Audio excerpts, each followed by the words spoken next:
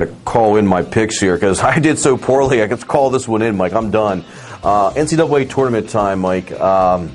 It's going okay for me is the best way I could put it. It's not an unqualified disaster. My Final Four is still intact, so I can still say I have a chance. But some of those rounds, boy, Saturday, Sunday did me in. West Virginia being one of them. We sold how's you your bracket? We sold you on West Virginia last week, and I apologize for that. I'm blaming you and Gordy Jones for that. Ruined my bracket, too. Other than that, it hasn't been a disaster, but West Virginia really nailed me. Is there any other observations or surprises with this year's tourney for you? Well, I think one of the things that we're seeing is that the Big East is definitely the best league in America, and I actually think that they're really close to having 6 teams still playing. They actually have 5, and West Virginia is the other one that I really thought was Marquette playing as well. Losing by like 1. And that game, there was a lot of controversial circumstances at the end of that game that has been ignored by the media, which surprises me. But that's another thing. I think Villanova's playing great. I think UConn's playing great. These are all Big East teams. I think that Pitt seems to be struggling a little bit. But I find that in the tournament, when you play, it's not necessarily bad to struggle early. It's. I don't think you could draw too many conclusions from that. So I really think I'll kind of be surprised if the champion does not come from the Big East. Although still North Carolina looms and still Memphis looms and great teams out there. A couple observations. One, those that said, well, don't take Louisville or don't take a Big East team to win the title. They're worn out of that schedule.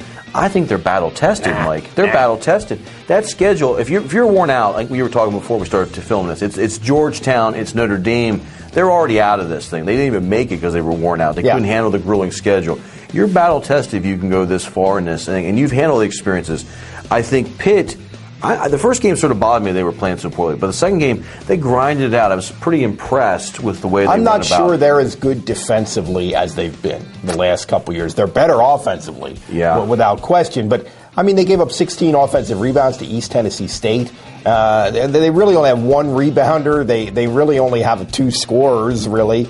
And one of those guys is Blair, who is one of the rebounders, and one of the scorers is Blair, who is terrific, but so prone to foul trouble, especially when he's playing against big people. Sam Young's they're going to be. Sam Young's a terrific player. Pitt's really good. I mean, I'm not saying they're out of it, but to me, they're the shakiest of the Big East teams. I'm talking Louisville, Villanova, that are still playing. Yeah, I think that they have a lot of room for improvement. Villanova might have played their best game against UCLA this season. So you can look at it good to me. I mean, I was watching. Can you do any better than that against Duke? But I'll tell you, I'm impressed with them. I think they can beat Duke this weekend. I think they're a little stronger, more physical team than Duke. I think they're very similar styles and kind of similar personnel in some ways, but they're a little more physical. I like Duke a little bit in that one. The one reason why I like Villanova. You like Villanova in that one. Yeah. The only reason why I didn't take Carolina to win the whole thing was because of Ty Lawson, and he should have proved by the second half of their game on Saturday that he's healed enough. That toe's okay. Yeah, he's fine. So watch out for Carolina in this thing as well, I think. Yeah, they might be the favorite. They really are. They're the best offensive team. They're the most efficient offensive team. They're the deepest offensive team. We talked last week about the 3 qualities that you want to have to be great offensively.